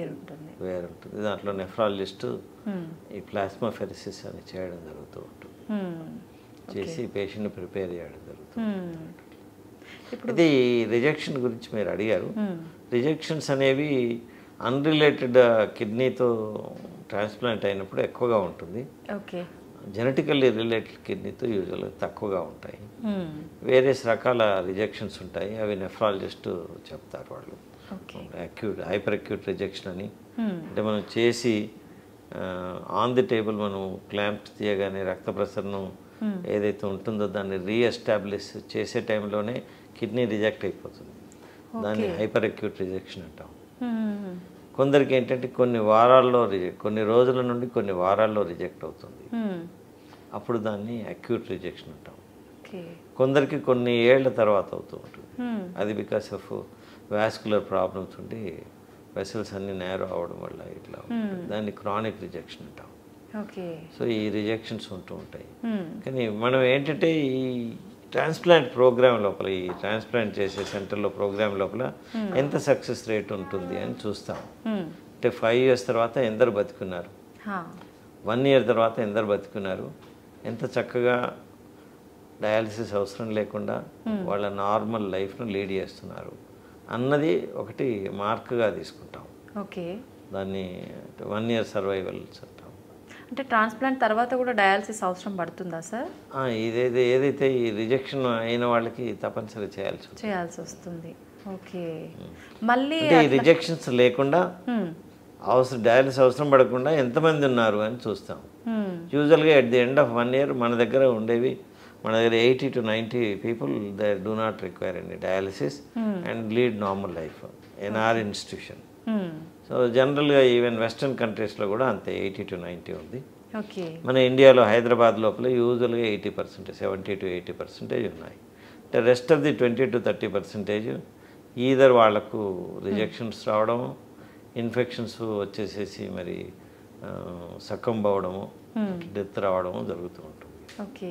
మన దగ్గర 80% to 90% బాగున్నారు. So Indian better centres in India 80 to 90% success rate ఉంది. ఓకే. వెస్ట్రన్ కంట్రీస్లో కూడాను అంతే 80 to 90 80 to 90 success rate. Okay sir, మామూలుగా ఎన్ని అవర్స్ పడుతుంది ఈ సర్జరీకి? మామూలుగా ఇప్పుడు డోనర్ నుండి కిడ్నీ తీయడం ఒక ఆపరేషన్ ఉంటుంది ఒక టేబుల్ పైన. ఆ తీసిన కిడ్నీని మనం పర్ఫ్యూజ్ చేస్తాం. అంటే పర్టికులర్ స్పెసిఫిక్ ఫ్లూయిడ్ కూల్గా చేసి దాంతో పర్ఫ్యూజ్ చేస్తాం, కడిగేస్తాం. Okay. Inner part of the కిడ్నీని కడిగేసేసి మళ్ళీ దాన్ని తీసుకొచ్చి ఇంకొక టేబుల్ పైన రెసిపియంట్ ఉంటారు, వాళ్ళకి ఆల్రెడీ మనం రక్తనాళాలన్నీ ఓపెన్ చేసేసి రెడీ చేసి పెడతాం, అక్కడ ఫిక్స్ చేస్తాం. దాన్ని రీనల్ ట్రాన్స్ప్లాంటేషన్ అంటాం. ఈ డోనర్ దగ్గర వచ్చి 2 నుండి 2 గంటలు పడుతుంది కిడ్నీ తీయడానికి. తీసిన కిడ్నీని అమర్చడం, బిగినింగ్ ఆఫ్ ది సర్జరీ నుంచి అమర్చి మొత్తం వూండ్ క్లోజ్ చేయడం రెసిపియంట్ దగ్గర వచ్చేసేసి 4 గంటలు పడుతుంది. 3 నుండి 4 గంటలు పడుతుంది. మొత్తం ఒక 6 to 8 అవర్స్. అంటే ఇది సైమల్టేనియస్గా చేస్తాం కాబట్టి డోనర్ దగ్గర 2 అవర్స్ పడుతుంది. సైమల్టేనియస్గా చేస్తాం కాబట్టి వీరి దగ్గర 3 to 4 అవర్స్ పడుతుంది. Okay. So you can take it as 3 to 4 hours. 3 to 4 hours. Okay sir, teams కూడాను 2 వేరువేరుగా ఉంటాయి. అప్పుడప్పుడు హ్యాండ్స్ తక్కువగా ఉన్నప్పుడు కానీ లేదా ఈ రీనల్ ట్రాన్స్ప్లాంట్ చేస్తున్న సర్జన్ తను డోనర్ చేసుకోవాలని అనుకున్నప్పుడు 2 వైపులా వెళ్ళడం జరుగుతూ ఉంటుంది. బట్ టైం అంతే ఉంటుంది. సార్, మామూలుగా డోనర్ దగ్గర నుంచి మనం తీసుకునే ఆ ప్రాసెస్ అంతా 2 hours పడుతుంది అన్నారు కదా, తీసుకున్న తర్వాత వెంటనే ఇక్కడ మనం ట్రాన్స్ప్లాంట్ చేసే ముందు ఆ సమయం అనేది ఖచ్చితంగా ఇంత సమయంలో చెయ్యాలి దాని అంటే మేము అంటే 2 రకాల సమయాలు ఉంటాయి. ఒకటేమో వామ్ ఇస్కేమియా టైం అంటాము, ఇంకోటి కోల్డ్ ఇస్కేమియా టైం అంటాం. ఈ 2 కూడా తక్కువగా ఉండాలి. ఎంత తక్కువగా ఉంటే అంత సక్సెస్ బాగుంటుంది. ఎస్పెషల్లీ వామ్ ఇస్కేమియా టైం అనేది చాలా తక్కువగా ఉండాలి. వామ్ ఇస్కేమియా టైం అని అంటే ఇప్పుడు మన లోపల ప్రతి ఆర్గాన్ కూడా బ్లడ్ వెళ్తూ ఉంటుంది. బ్లడ్ మళ్ళీ వెళ్ళి వాడుకున్న బ్లడ్ మళ్ళీ సిరల ద్వారా అంటే వెయిన్స్ ద్వారా బయటకు వచ్చేస్తుంది. సో కంటిన్యూస్గా బ్లడ్ వెళ్తూనే ఉంటుంది, ఆక్సిజనేషన్ జరుగుతుంది. ఎప్పుడైనా ఆపామనుకోండి, ఆపితే ఆర్గాను కొంతకాలం భరించగలుగుతూ ఉంటుంది, ఆ కొంతకాలం తర్వాత చచ్చిపోతుంది. సో ప్రతి ఒక్క ఆర్గాన్కి ఒక్కొక్క టైం ఉంటుంది. కిడ్నీకి వచ్చేసేసి 20 నుండి 30 నిమిషాలు, మ్యాక్సిమం 30 నిమిషాలు. అది ఎంత అతి తక్కువగా ఉంటే అంత మంచిది. అది సంథింగ్ లైక్ మనం ఆక్సిజన్ ఇవ్వకుండా స్ట్రాంగులేట్ చేసినట్టుగా మన కిడ్నీని స్ట్రాంగులేట్. అది మేము ఎంత తక్కువగా ఉంటే అంత మంచిదని 2 నిమిషాలు 3 నిమిషాల కన్నా ఎక్కువ అవ్వకుండా చూస్తాం. అయితే అది ఏంటి ఎట్లా, మనం డోనర్కి దగ్గర కిడ్నీ తీసుకుంటున్నప్పుడు మనం ఏదైతే రక్తనాళాల పైన క్లాంప్ వేస్తామో వేసినప్పుడు అది టైం స్టార్ట్ అవుతుంది. కానీ రక్త ప్రసరణ అప్పుడు ఆగిపోతుంది. మళ్ళీ ఎప్పుడు అంటే తొందరగా బయటకు తీసుకొచ్చేసేసి ఈ cold particular type of fluids ఉంటాయి, ఆ ఫ్లూయిడ్స్తో మనం ఆ కోల్డ్ సెల్ని అటాచ్ చేస్తాము. అప్పటి వరకు అంటే ఇది క్లాంప్ చేసి ఆ కోల్డ్ సెల్ అయిన అటాచ్ చేసే వరకు దీన్ని వామ్ ఇస్కేమియా టైం అంటాం. ఇది ఎంత తక్కువగా ఉంటే అంత మంచిది. సో మేము 3 నుండి 2 నిమిషాలు 3 నిమిషాల కన్నా ఎక్కువగా కానివ్వం. అలా క్లాంప్ చేస్తాం, చకచకా తీసేస్తాం. తీసేసి చకచకా అది పర్ఫ్యూజన్కు స్టార్ట్ చేసేస్తాం. ఇది దీన్ని వామ్ ఇస్కేమియా టైం. ఇది ఎంత తక్కువగా ఉంటే అంత మంచిది. తర్వాత ఎప్పుడైతే మనం ఈ పర్ఫ్యూజన్ కోల్డ్ హెచ్టీకే సెలైన్ కానీ రింగర్ లాక్టేట్ కానీ పెడతాం, ఈ పర్టికులర్ టైప్ ఆఫ్ ఫ్లూయిడ్స్ అంటాము. వీటినితో స్టార్ట్ చేసిన ఇప్పుడు ఈ కోల్డ్ పర్ఫ్యూజన్ స్టార్ట్ చేసినప్పటి నుండి మళ్ళీ ఈ ఆర్గాన్ తీసుకువెళ్తాం. తీసుకువెళ్ళేసేసి బాడీలో వేరే రక్తనాళాలకి రెసిపియంట్ దగ్గర ఎవరికైతే కిడ్నీ ట్రాన్స్ప్లాంట్ చేయాలో వాళ్ళకి యూజువల్గా ఈ పొత్తి కడుపులో కుడివైపు పెడతాం, లేదా ఎడమవైపు కూడా పెట్టచ్చు. కిడ్నీ ప్లేస్లో పెట్టరా సార్? కిడ్నీ ప్లేస్లో పెట్టాం. ఎందుకని సార్? అది ఇక్కడ ఉండే రక్తనాళాలు చక్కగా ఉంటాయి. ఓకే. కిడ్నీ ప్లేస్లో, దాని ఒరిజినల్ ప్లేస్లో ఉన్న కిడ్నీని అలాగే ఉంచుతాం. దాన్ని నేటివ్ కిడ్నీ అంటాం. ఓకే. ఆ నేటివ్ కిడ్నీని అట్లాగే ఉంచేసేసి కింద ఈ పొత్తి కడుపు లోపల రైట్ సైడ్ పెడతాం, ఆర్ లెఫ్ట్ సైడ్ పెడతాం. ఓకే. అక్కడ మేము ఏంటంటే అక్కడ ఈ ఏదైతే ఈ కాలుకు వచ్చే రక్తనాళాలు ఉంటాయో వాడిని ఐలెక్ ఆర్టరీస్, ఐలెక్ వెయిన్స్ అంటాం. ఓకే. ఐలెక్ ఆర్టరీకి అటాచ్ చేసేస్తాం.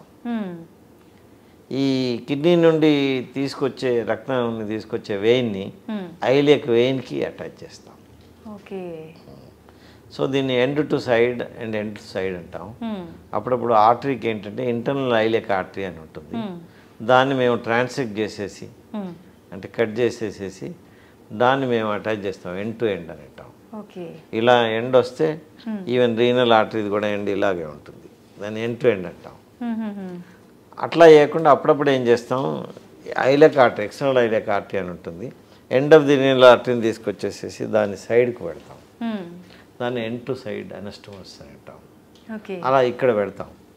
నేటివ్ కిడ్నీని మాత్రం అట్లాగే ఉంచుతాం, తీయం. అది వర్క్ చేయనప్పుడు ఎందుకు సార్ అది అలా? అది అయినప్పుడు కూడా ఉంచేస్తాం అలాగే. కానీ తీయడం కొన్ని కండిషన్స్లో దాన్ని తీసేస్తాం. ఎట్లాంటి కండిషన్స్? దాంట్లో క్యాన్సర్ ఉందనుకోండి, ఓకే, తీసేస్తాం. దాంట్లో చాలా ఇన్ఫెక్షన్ ఉండి చీము ఉందనుకోండి, తీసేస్తాం. ఓకే. దాంట్లో కొన్ని తిత్తులు ఉండేసేసి లేదా కొన్ని కండిషన్స్ ఉండి బీపీని ఎక్కువ చేస్తూ ఉంటాయి, అప్పుడు తీసేస్తాం. ఇవి లేనప్పుడు మాత్రం దాన్ని అట్లాగే ఉంచుతాం, దాన్ని డిస్టర్బ్ చేయకుండా కింద పెట్టేసేస్తాం. సార్ జనరల్గా బీపీ షుగర్ ఉన్న వాళ్ళు కూడా కిడ్నీ ఫెయిల్యూర్కి ఛాన్సెస్ ఎక్కువగా ఉంటారు కదా సార్, ఎందుకని? బీపీ ఎక్కువగా ఉన్న వాళ్ళ లోపల దాన్ని బీపీ ఎక్కువ, అతి బీపీ చాలా కాలం ఉన్నప్పుడు కిడ్నీని డ్యామేజ్ చేసే లక్షణాలు వస్తాయి. ఓకే. కిడ్నీని డ్యామేజ్ చేస్తాయి, దాన్ని హైపర్టెన్సివ్ నెఫ్రోపతి అంటాం. ఓకే. అంటే కిడ్నీ కొంత కొంత కొంత కొంత కొంత కొంత కొంత కొంత ఏళ్ల తరబడి బీపీ ఎక్కువగా ఉండడం వల్ల డ్యామేజ్ అయిపోతూ ఉంటుంది, దాన్ని హైపర్టెన్సివ్ నెఫ్రోపతి అంటాం. అలా హైపర్టెన్సివ్ నెఫ్రోపతి ఎక్కువగా రావడం వల్ల కిడ్నీ ఫెయిల్యూర్ వచ్చేస్తుంది. అట్లాగే డయాబెటీస్ ఎక్కువగా ఉన్న వాళ్ళ లోపల డయాబెటిక్ నెఫ్రోపతి అంటాం. ఆ డయాబెటీస్ వల్ల కిడ్నీ లోపల మార్పులు వచ్చేసేసి పనితనం కూడా తగ్గిపోతూ ఉంటుంది. ఇది డయాబెటిక్ నెఫ్రోపతి అనేది commonest cause of renal failure. Okay. ఇప్పుడు మనం 100 కేసులు రీనల్ ఫెయిల్యూర్ కేసులు 100 కూర్చోబెట్టి చూస్తే అందులో డయాబెటీస్ ఉన్నవాళ్ళు చాలామంది ఉంటారు. ఓకే. వేరే అంటే ఎటువంటి హెల్త్ ఇష్యూస్ లేకపోయినా షుగర్ బీపీ ఉన్న వాళ్ళలో ఫెయిల్యూర్ అయ్యే అవకాశాలు ఉన్న అందరికీ అవ్వదు. బీపీ ఇప్పుడు నార్మల్గా ఒక 100 మందిని నార్మల్గా ఉన్న వాళ్ళని నిలబెట్టేసేసి 100 మంది బీపీ ఉన్న వాళ్ళని నిలబెడితే కొందరు లోపల అవుతుంది. Okay.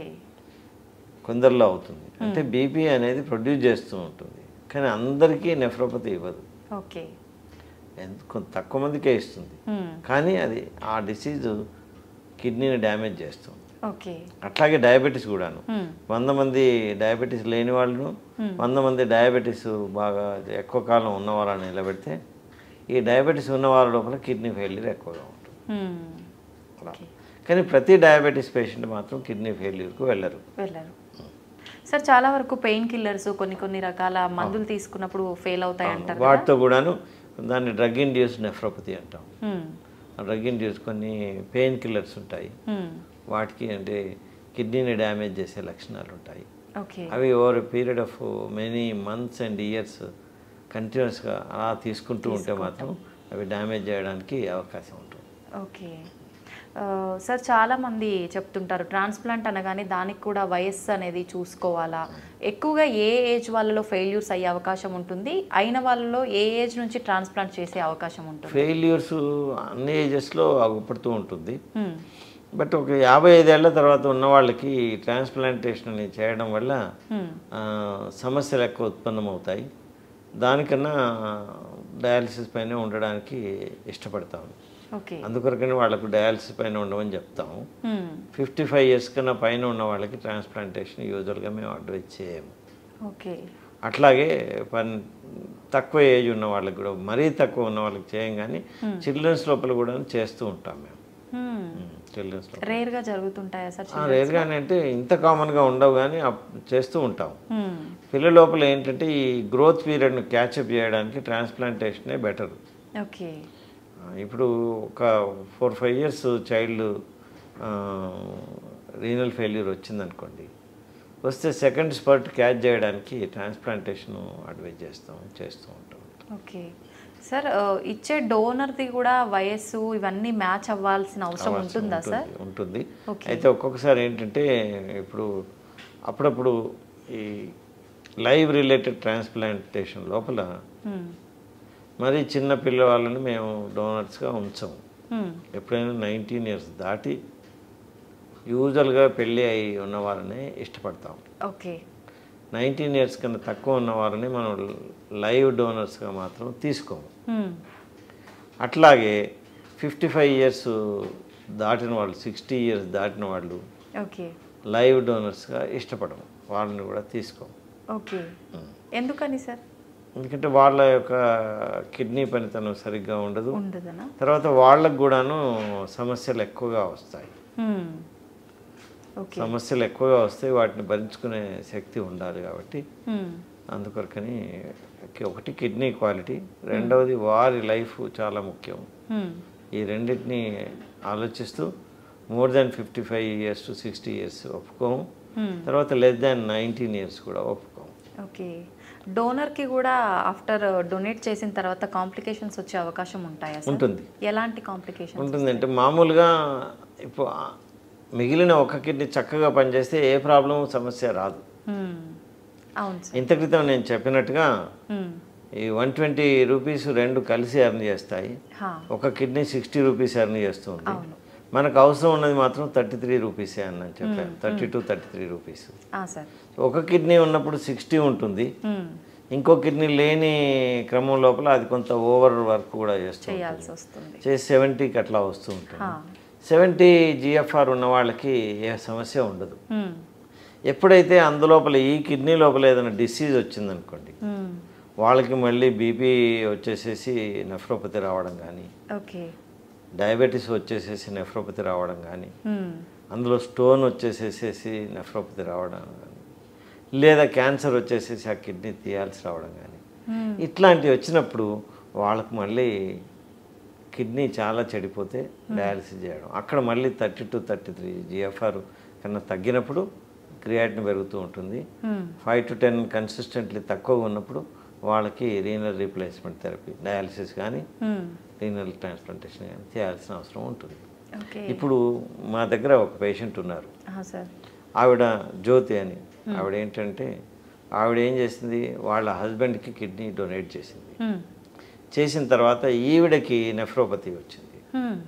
Over a period of 15 years to 20 years తర్వాత ఆ ఉన్న కిడ్నీ సరిగ్గా పనిచేయలేకపోవడం వల్ల ఆవిడకు మేము ట్రాన్స్ప్లాంటేషన్ చేయాల్సిన అవసరం పడింది.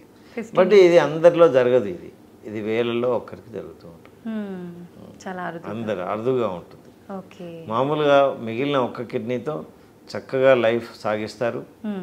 వాళ్ళకి మోర్ దెన్ 33 GFR ఉన్నప్పుడు ఏ సమస్య రాదు, వాళ్ళు బాగా ఉంటారు. రేర్గా కొందరిలో అరుదుగా మాత్రం వాళ్ళకు ఈ నేను చెప్పిన డిసీజెస్ వాళ్ళ ప్రాబ్లం వచ్చే సమస్యలు వచ్చి వాడికి కూడా డయాలసిస్ కానీ అదర్ రీనల్ రీప్లేస్మెంట్ థెరపీ అవసరం ఉంటుంది. అది రేర్గా అవసరం ఉంటుంది. ఆ రేరిటీ మా దగ్గర లాస్ట్ టైం ట్రాన్స్ప్లాంట్ చేసాము మేము. పేషెంట్ ఉన్నారు ఇప్పుడు ఇక్కడ. సార్, సాధారణంగా మహిళల్ని తీసుకుంటే వీళ్ళకు సంబంధించి యూరాలజీలో ఎటువంటి ఇష్యూస్ వస్తాయి? దీనికి సంబంధించి సర్జరీస్ కూడా ఉంటాయా? ట్రీట్మెంట్ ఏ రకంగా ఉంటుంది సార్? మామూలుగా యూరాలజీలో కొన్ని కామన్ ప్రాబ్లమ్స్ ఉంటాయి, అవి పురుషులకు కానీ మహిళలకు కానీ సేమ్ ఉంటాయి. సంథింగ్ లైక్ కిడ్నీ లోపల స్టోన్స్ రావడం ఇద్దరికి వస్తాయి, కిడ్నీలో క్యాన్సర్స్ రావడం ఇద్దరికి వస్తాయి, కిడ్నీలో కొన్ని పుట్టుకతో వచ్చే సమస్యలు PUG అబ్స్ట్రక్షన్స్ అట్లాంటివి అంటాం, అవి ఇద్దరికి వస్తాయి. అట్లాగే బ్లాడర్లో కూడాను కొన్ని కామన్ సమస్యలు ఉంటాయి, లైక్ క్యాన్సర్లు ఇద్దరికి ఉంటాయి, స్టోన్స్ ఇద్దరికి ఉంటాయి, కంజంటల్ ప్రాబ్లమ్స్ ఇద్దరికి ఉంటాయి. కొన్ని సమస్యలు ఫీమేల్స్కి స్పెసిఫిక్గా ఉంటాయి, లైక్ ఇప్పుడు వాటినే మేము ఫీమేల్ యూరాలజీ అని అంటాం. ఆ ఫీమేల్ యూరాలజీ లోపల డీల్ చేస్తూ ఉంటాం.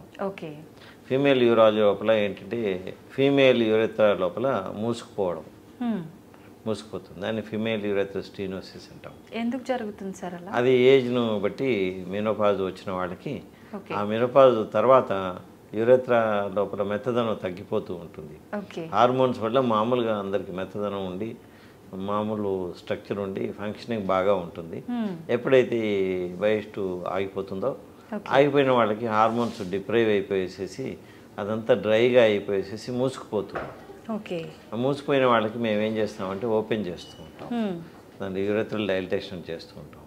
కొందరికి బాగా సివియర్గా ఉన్న వాళ్ళకి మేము ఈవెన్ ఆపరేషన్లు చేస్తాం, కొన్ని యూరెథ్రోప్లాస్టీ అని చేస్తాం. అప్పుడు ఈ నోడ్ నుండి లోపల నుండి బక్కల్ మీకోజా అంటాం, తీసుకొచ్చి పెట్టేసేస్తూ ఉంటాం. సో ఇలాంటి ఆపరేషన్ చేస్తూ ఉంటాం. ఇది యూరెథ్రస్ స్టెనోసిస్ సంబంధించి. కొందరి లోపల ఏంటంటే ఇంత క్రితం కొంత సమయం క్రితం నేను చెప్పాను, తెలియకుండా మూత్రం జారిపోవడం, అది బ్లాడర్ నుండి వెజైనాకు మధ్యన కమ్యూనికేషన్ డెవలప్ కావడం. దాంట్లోపల ఏమవుతుంది అని అంటే అబ్నార్మల్ కమ్యూనికేషన్ ఉంటుంది బ్లాడర్ నుండి వెజైనాకి. మేము ఆపరేషన్ ద్వారా ఈ బ్లాడర్లో ఉన్న ఈ రెండింటిని వేరు చేసేసేసి బ్లాడర్లో ఉన్న రంధ్రాన్ని మూసేస్తాం, వెజైనాలో ఉన్న రంధ్రాన్ని మూసేస్తాం.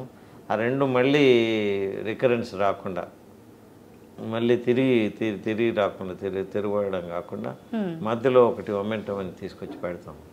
పెట్టడం వల్ల అది మళ్ళీ లీక్ అనేది తగ్గిపోతూ ఉంటుంది. దీన్ని వెసైకోవెజైనల్ ఫిస్టులా ఆపరేషన్ అంటాం. Operation repair of the vesicovaginal fistula అని అంటాం, రిపేర్ ఆఫ్ వివిఎఫ్ వెసైకోవెజైనల్. అట్లాగే వేరియస్ ఫిస్టులాస్ ఉంటాయి ఫీమేల్స్, అవి చేస్తాం. కొందరికి ఏంటంటే పుట్టుకతో ఫీమేల్స్కి కొన్ని ఫీమేల్ ఆర్గాన్స్ అబ్నార్మల్గా ఉంటాయి, వాటిని కూడా వాళ్ళకు నార్మల్గా ఉండే ఫీమేల్స్కు అతి దగ్గరగా ఉండేటట్టుగా రీకన్స్ట్రక్ట్ చేసి ఇస్తాం.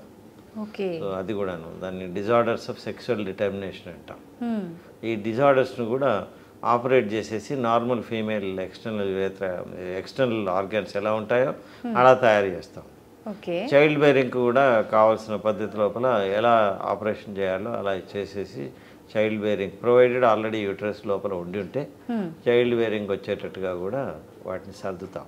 ప్రాబ్లమ్స్ ఏమి ఉండవా సార్ ఫ్యూచర్లో? అంటే ఇలాంటివి చేయడం వల్ల మేము ఫాలోఅప్లో ప్రాబ్లమ్స్ కరెక్ట్ చేస్తూ ఉంటాం. వాళ్ళకి అతి దగ్గరగా తీసుకొస్తాం, నార్మల్ పీపుల్కి అతి దగ్గరగా తీసుకొస్తాం. సో ఇది ఇంకొక ఆస్పెక్ట్. చాలా రిస్క్తో కూడుకున్న సర్జరీ చేస్తూ ఉంటాం. అరుదు, రెగ్యులర్ కాదు, కానీ చేస్తూ ఉంటాం వాళ్ళకి ఇస్తూ ఉంటాం. సో ఇలాంటివి ఫీమేల్స్లో ఉంటాయి. ఫీమేల్ యూరెథ్రస్ స్టెనోసిస్, ఫిస్టులాస్, తర్వాత ఇవి ఇట్లాంటివన్నీ ఉంటూ ఉంటాయి. వీటన్నిటి చేస్తూ ఉంటాం. తర్వాత గైనకాలజిస్టులకి అసోసియేట్ అయ్యి వాళ్ళతో కలిసి వెజైనోప్లాస్టీస్ చేస్తూ ఉంటాం.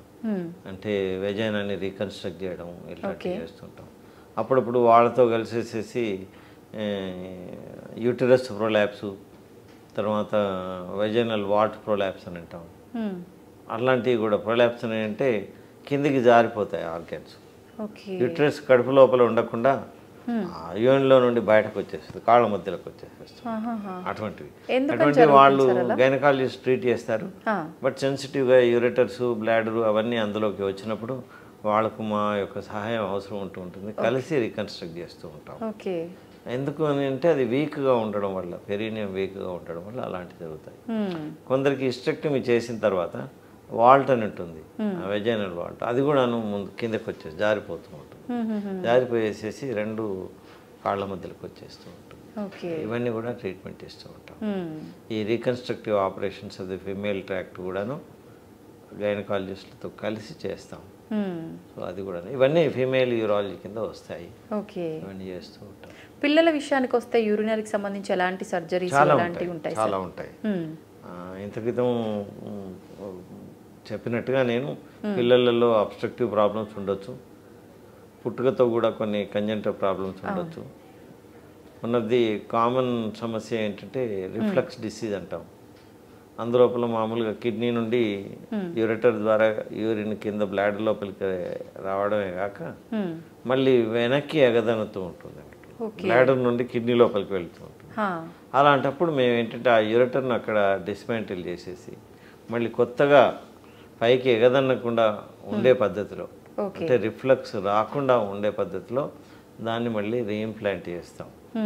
దాన్ని reimplantation of the ureter in anti reflux method అని అంటాం. యాంటీ రిఫ్లక్స్ మెథడ్ అని అంటాం.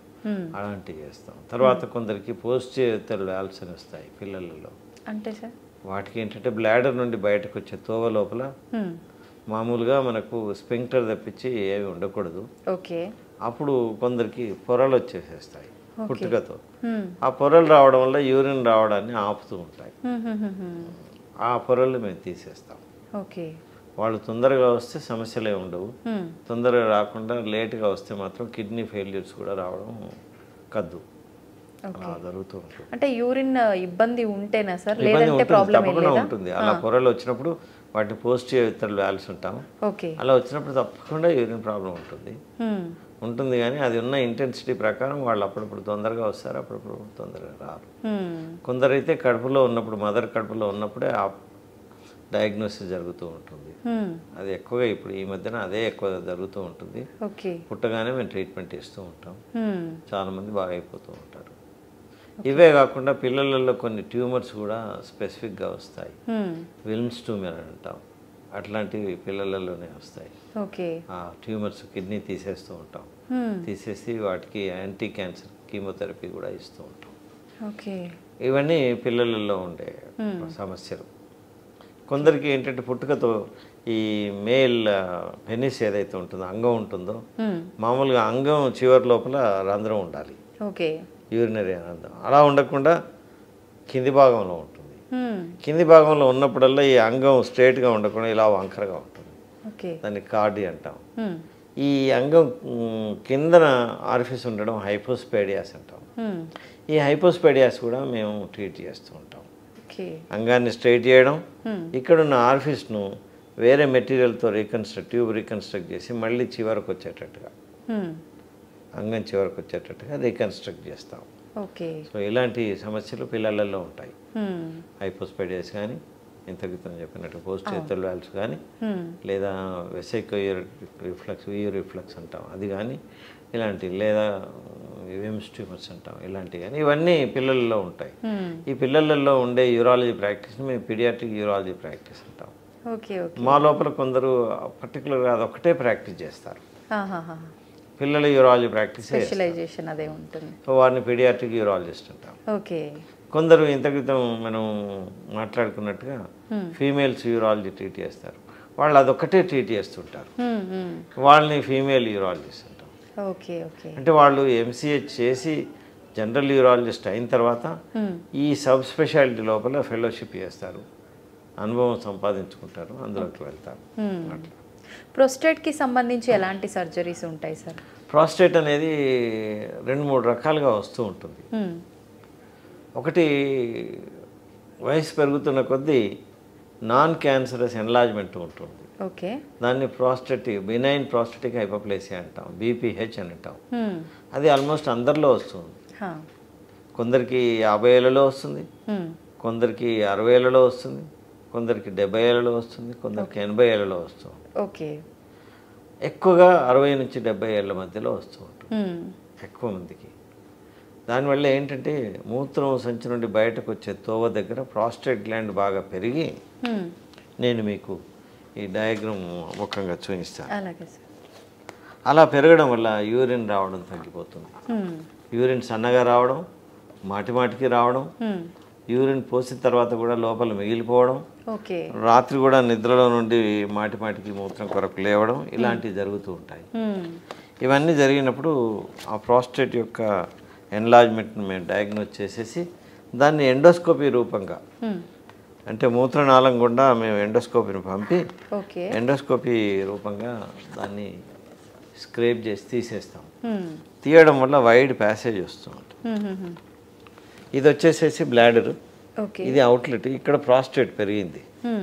పెరగడం వల్ల ఈ ప్యాసేజ్ తగ్గిపోతుంది. తగ్గిపోవడం వల్ల మూత్రం, నేను ఇంత క్రితం చెప్పాను, సన్నగా రావడం, మాటిమాటికి రావడం, తర్వాత మిగిలిపోవడం, ఇలాంటివి. మేము ఎప్పుడైతే ఇది తీసేస్తామో ఎండోస్కోపీతో, తీయగానే ఇక్కడ మళ్ళీ ప్యాసేజ్ వైడ్గా అవుతుంది. వైడ్గా అయిపోయేసి మూత్రం నార్మల్గా పాస్ చేస్తూ ఉంటారు. సో అలా అది ప్రాస్టేట్ యొక్క బినైన్ కండిషన్. కొందరికి ప్రాస్టేట్ లోపల క్యాన్సర్ కూడా ఉంటుంది.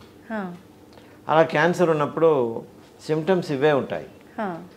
కానీ మేము అంటే కొన్ని టెస్టుల ద్వారా అది క్యాన్సర్ వచ్చిందా లేదా మామూలు బినైన్ ఎన్లార్జ్మెంటా అని తెలుసుకుంటాం. ఒకటి మేము ప్రాస్టేట్ను పాల్పేట్ చేయడం వల్ల, ఇంకొకటి పిఎస్ఏ టెస్ట్ అని ఉంటుంది, ప్రాస్టేట్ స్పెసిఫిక్ యాంటిజెన్ అని.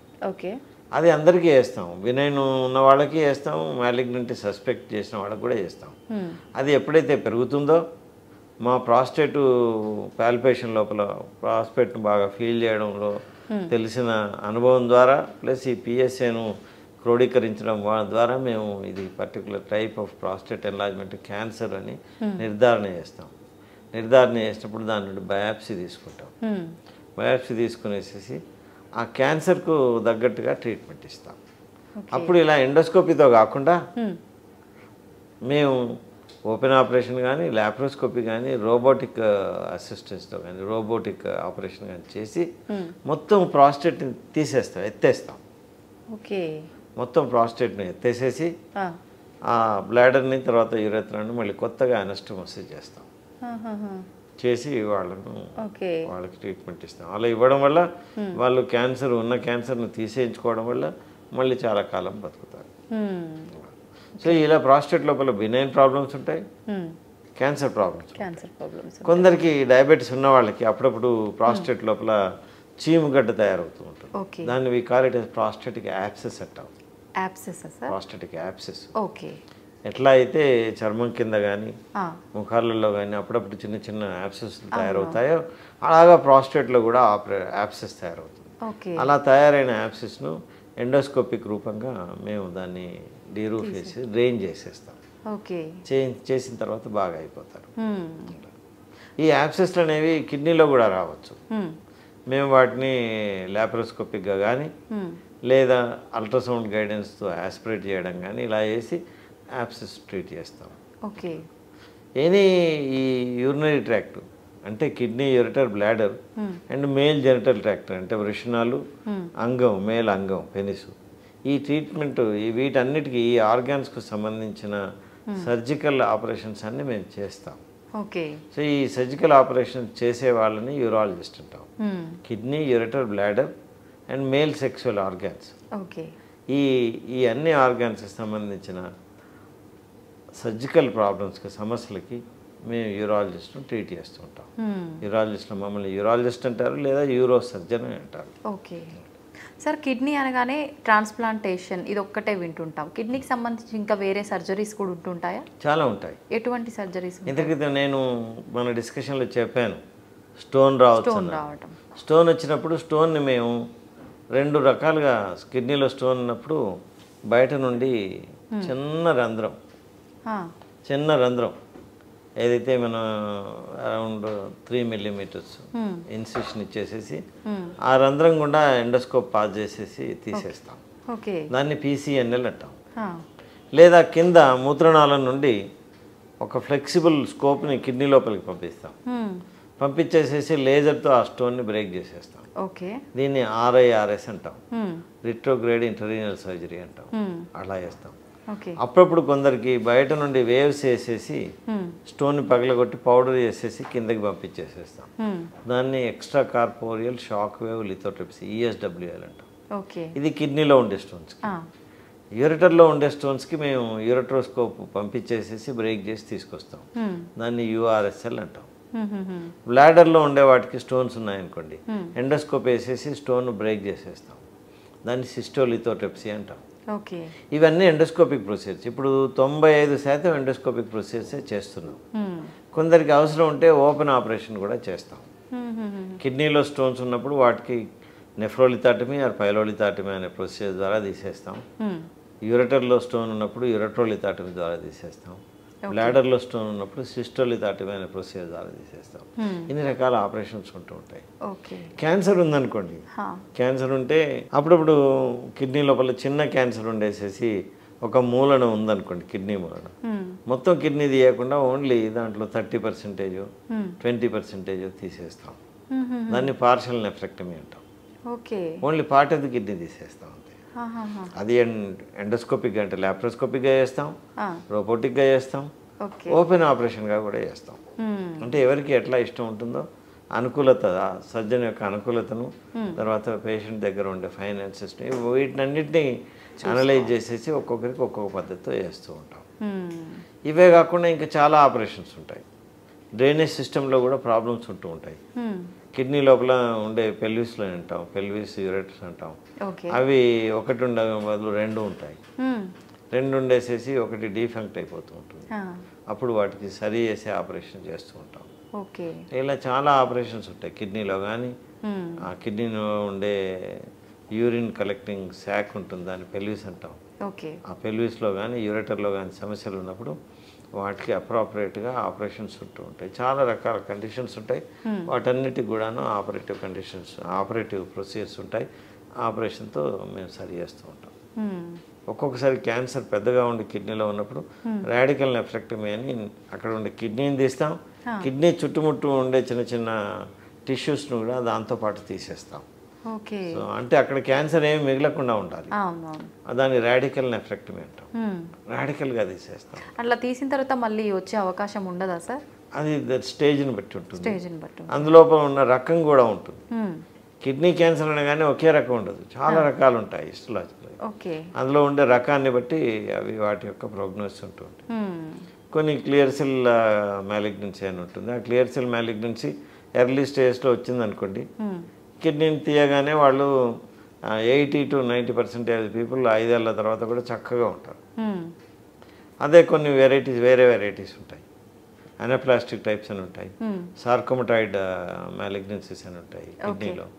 అవి తీసిన తర్వాత కూడా మళ్ళీ రికరెన్స్ వచ్చేస్తుంది. బట్ అవి రేర్గా ఉంటాయి. నిజంగా కిడ్నీ అనగానే, యూరాలజీ అనగానే, నెఫ్రాలజీ, చాలా రకాల డౌట్లు సార్. నిజంగా చాలా వరకు అన్నీ క్లియర్ అయిపోయాయి సార్ మీతో మాట్లాడిన తర్వాత. Thank you sir, thank you very much. మంచి మంచి విషయాలు తెలియజేశారు. నమస్కారం.